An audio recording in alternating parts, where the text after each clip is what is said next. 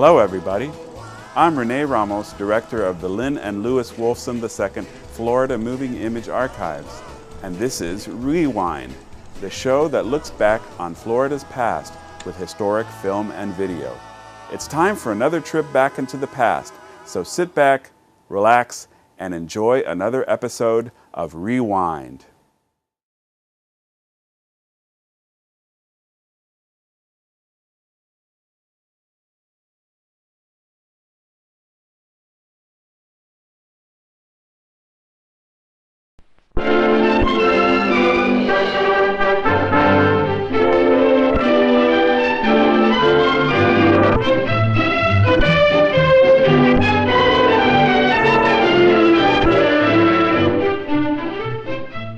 Folks, meet a still life study of a big shot executive, Bernard J. Cumes.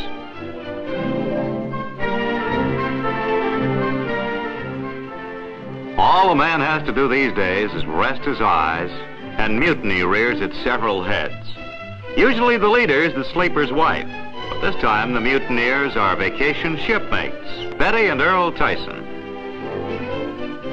Many a hero has walked the plank in these fabled southern waters, but plank or no plank, the result is the same. You get just as wet, and when you return aboard, you realize that you're now kept in name only.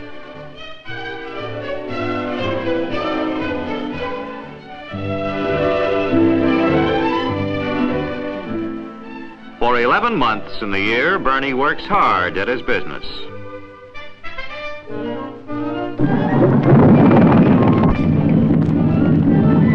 One short month, he sends his new 42-foot cruiser on ahead, and he and Jean and their guests live aboard her in Miami. And then, say, why don't we all go for a leisurely cruise to Key West? The moment our sleek cruiser gets up to cruising speed and heads down the Intracoastal Channel, care and worries of the city evaporate, and adventure quickens our interest.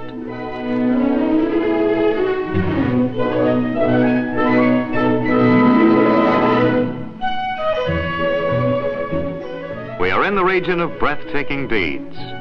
Legends were born in these sun-warmed, mysterious waters that swirl ceaselessly about the islands and the fringes of the coastline. Your daydreams under the spell of the subtropics and the throbbing powerful engines become peopled with the great explorers, the gentlemen adventurers, the devil-may-care buccaneers and shipwreckers who knew this area as you know your own palm. Life on board a well-appointed, comfortable cruiser in these sparkling waters has a different tempo. The slow manana rhythm of a languorous climate. The sun, the soft trade winds and the blue of the sea all combine to bring a magic sense of ease aboard the luxurious vessel.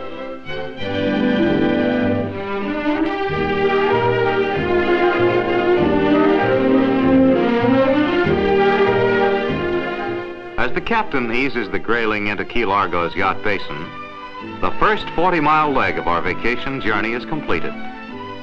Key is an English modification of Cayo, Spanish for small island. Key Largo is therefore a small, large island, a marvel of compromise.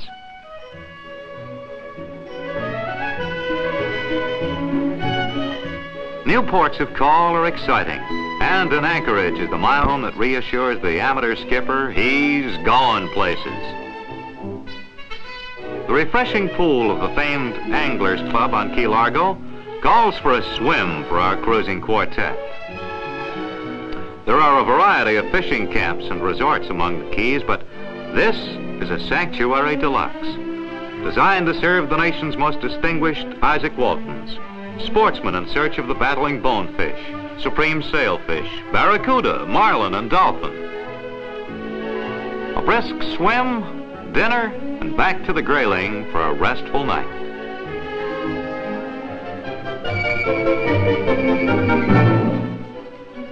On the briny deep again, their floating palace rides Skipper Cumes and his vacationing crew out to the fishing grounds.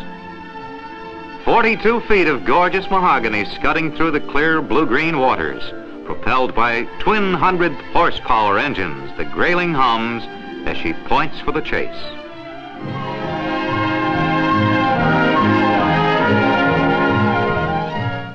The thrill of a deep-sea strike is sport in its most challenging form. Can you lure that finny champ? Will he strike? Can you bring him in? Hey, Gene's got a strike. Well, you can't tell yet how big it is. Most of these southern fighters strike like a thunderbolt at trolled bait. And when hooked, they put on a tug-of-war that gives you a month's exercise in an hour. Bernie thinks it's a tarpon or a savage sharp-toothed barracuda.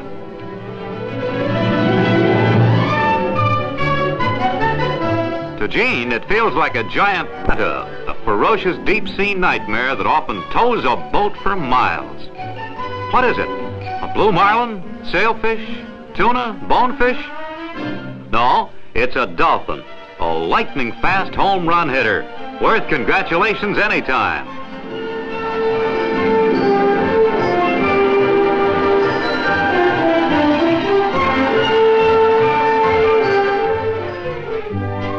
After passing the upper Keys, the Grayling puts into booming Marathon, trading center for Key Vaca. The boating service facilities along this marine highway are all that any skittish. And in nearly every town along the way, there's a private or municipal marina ready to aid and welcome visitors.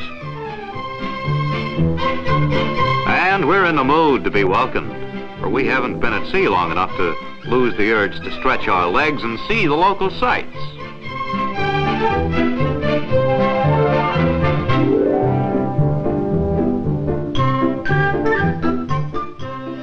One of the attractions of the Keys is the Theater of the Sea, the same quirk that makes a postman go for a walk on his day off or a sailor on leave go boating acts on fishermen. A kindred spirit is this fellow. He used to have to fish for his living.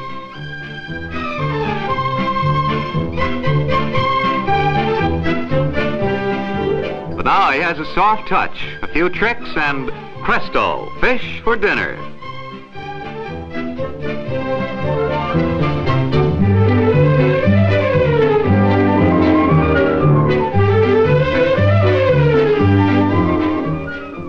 In another pool in the Sea Theater, the stars are porpoises, the big uncles of the dolphin that Gene caught on the way to Marathon. The porpoise becomes an entertaining pet after a short time in captivity.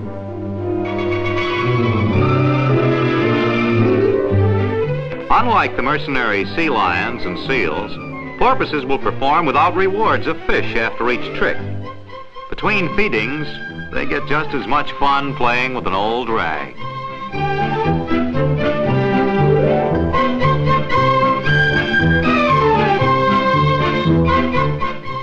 The experts say these mammals of the sea are friendly and playful as puppies.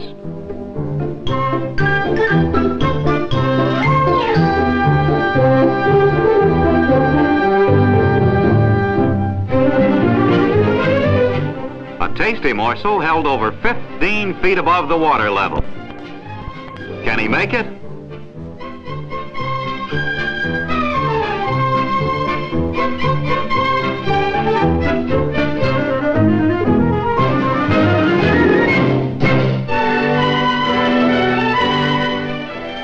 The lure of the sea sends our cruising vacationers on the azure pathway that leads to Key West.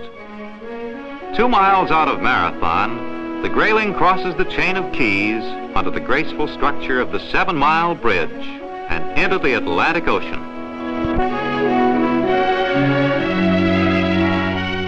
This is the greatest span and the longest ocean-going automobile road in the world. The spectacular overseas highway with a score of bridges that link the Keys for more than 100 miles, from Florida City to Key West.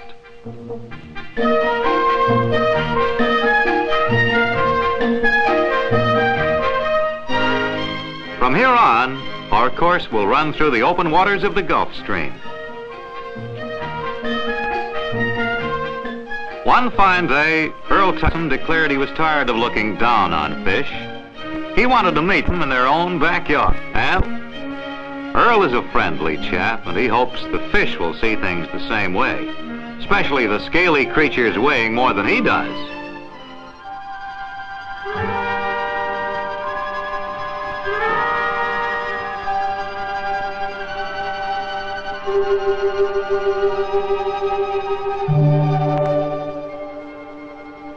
Anyone entering the eerie greenness, not the mighty man, but a small creature in a vast ocean.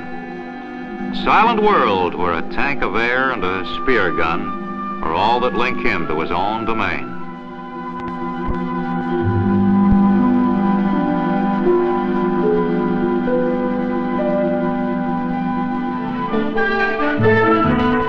The experience of hobnobbing with fish is worth $1 million, Earl tells the others, but I don't intend to make it a habit.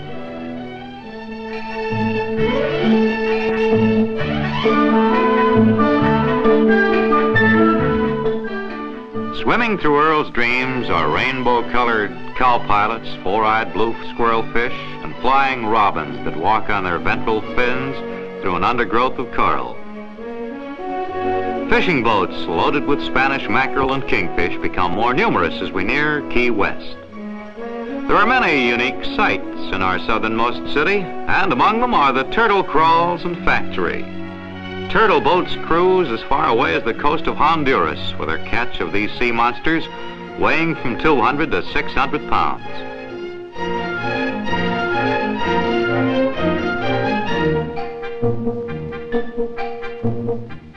They're put in big pools and fed on seaweed until the time comes to turn them into such Epicurean delights as green turtle soup and turtle steaks.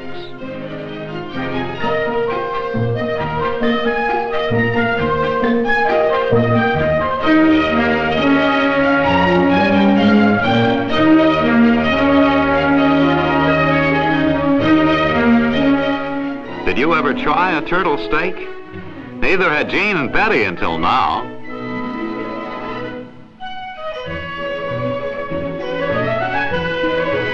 Bernie, meanwhile, is locked in or out. Time will tell which.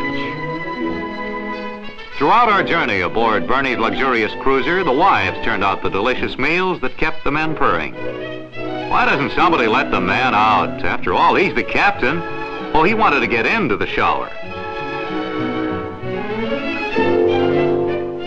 When all other memories of a good cruise fade, you can still recall the meals in a dining room stretching to the golden horizon. The fare varied with the locality, but whether we had turtle steaks or beef steaks, they were seasoned alike with the trade winds and bold appetites.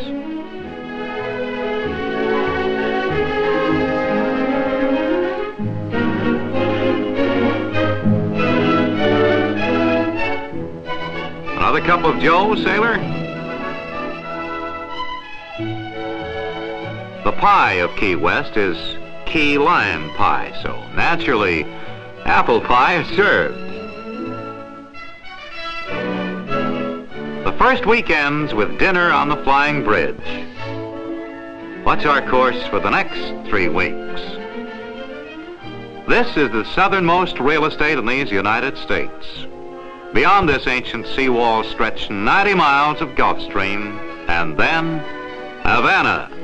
Why not, ship?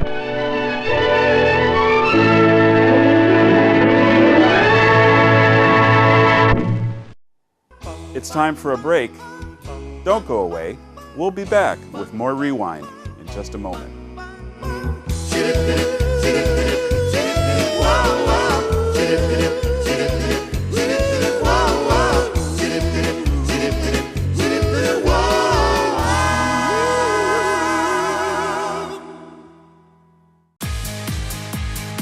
Start your story at MDC. Be analytical. Be imaginative. Be a rising star. Be bold. Be connected. Be the solution. Be ready. What's your story? Be the best. Be you. Be MDC.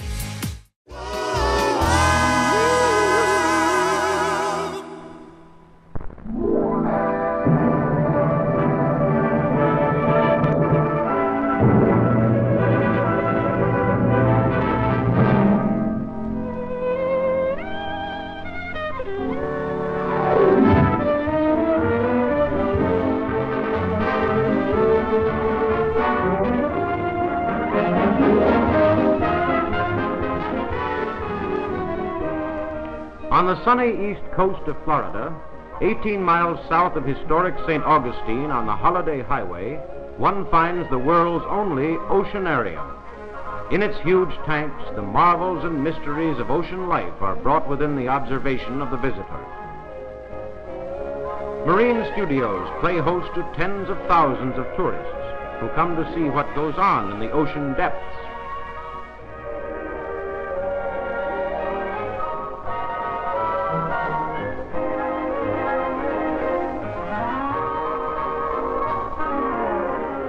Here also come sportsmen to observe the underwater actions of game fish, and scientists to study rare forms of marine life under conditions never before made possible.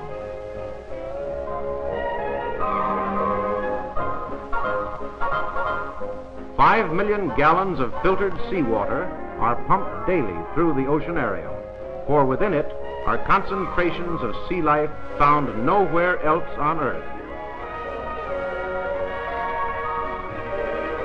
Like a lion tamer going into the arena, the Martian figure of a diver descends to wander in the undersea wonderland, among monsters of the deep, many of which have been feared by man for centuries.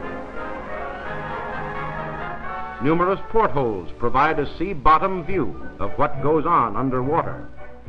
As the diver approaches a coral reef, dozens of varieties of small but interesting fish swim about him. Sharp-toothed morays lurk in miniature caves in the coral. And ferocious barracuda, underwater versions of the blitzkrieg, armed with razor-sharp teeth and bodies like spring steel. Did you ever see a fish roll its eyes? Well, just watch these parrotfish and filefish. There is certainly nothing beautiful about this sargassum, although it is fascinating to watch.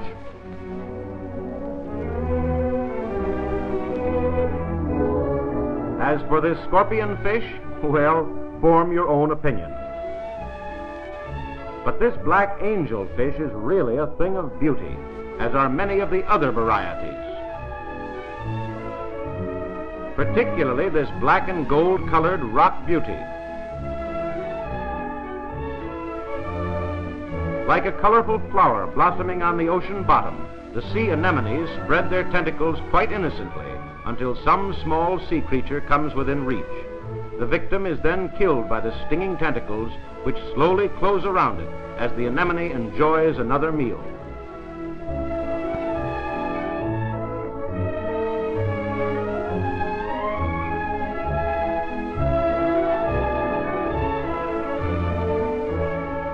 Coral animals or polyps generally live in vast colonies, and each one has its own body and tentacles which reach out to collect food.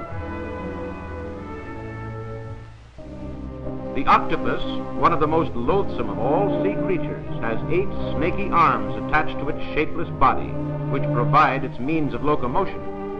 Their double row of powerful suckers exert a stranglehold on anything within reach.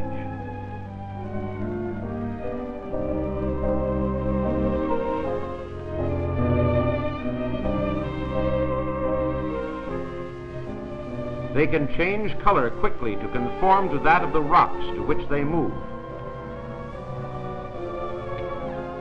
These are baby octopuses, alive but still unborn.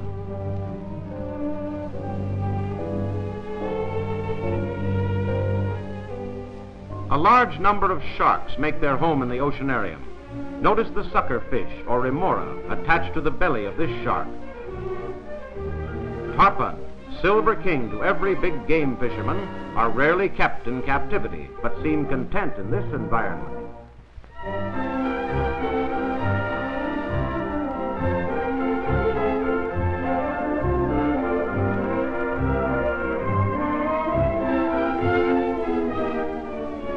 Three little stingrays from school, but they carry venomous dynamite in their pencil-like tails.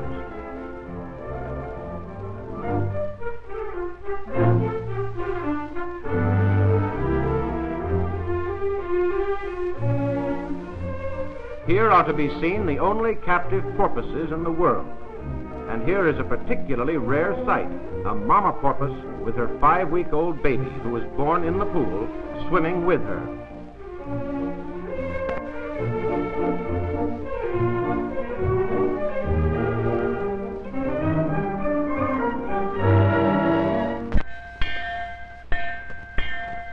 What's this? Yes, it's the dinner bell, and all the residents know what it means, and how popular the diver becomes. This might be the dream of a fisherman who fished and fished and fished and never got a bite.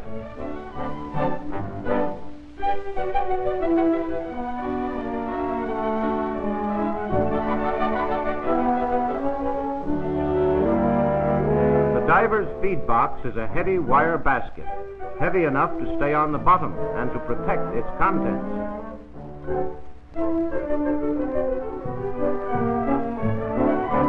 It takes courage to hand feed this dangerous moray.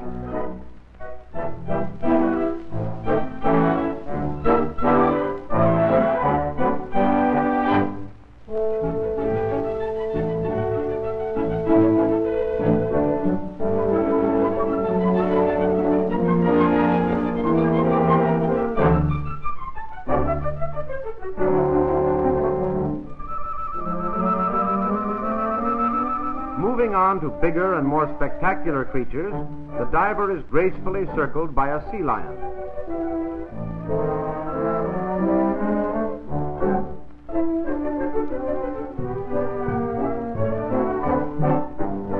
A 300-pound turtle swings by, and then the porpoises take over. Although fish-like in appearance, porpoises are not fish, but air-breathing, warm-blooded mammals, and are believed to be the fastest swimming creatures in the sea. They all seem very friendly, but feeding these strange beasts by hand undersea is definitely not an occupation for any man with a weak heart.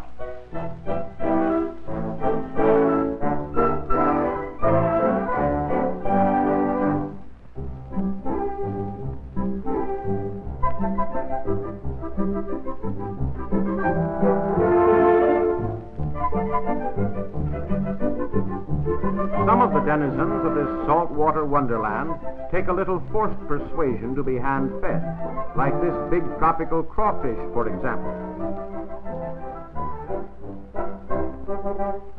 But that old snake-like moray still seems to have an empty spot in his elongated stomach.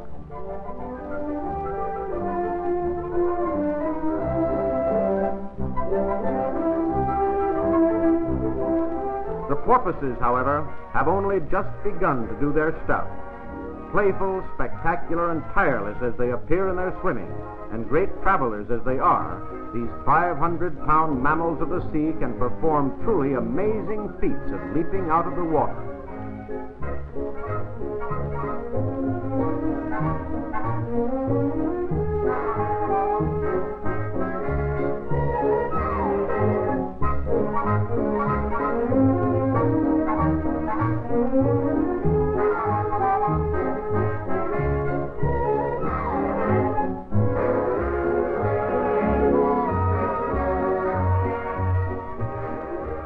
Because of their nature and wariness, spending such a great part of their existence under the surface of the sea, the habits and characteristics of porpoises have in the past been but sketchily outlined, even in the best manuals on sea life. But here, the scientist as well as the casual observer can study them and watch them to his heart's content.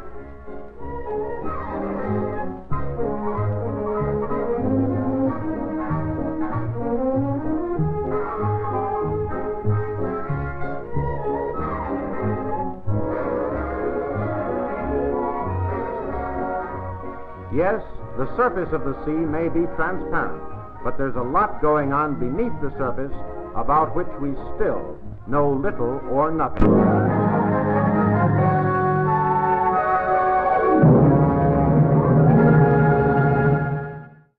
That's about it for this edition of Rewind. Just time to remind you that Rewind features historical film and video from the Lynn and Lewis Wolfson II Florida Moving Image Archives. To see more from the Wolfson Archives collections, visit our website, wolfsonarchives.org. You can search the archives catalog and watch video online. And be sure to connect to our YouTube channel, where you will find hundreds of carefully curated clips, or link to the Wolfson Archives Facebook page to keep up with our busy calendar of historical happenings. Until next time, I'm Rene Ramos. Thanks for watching.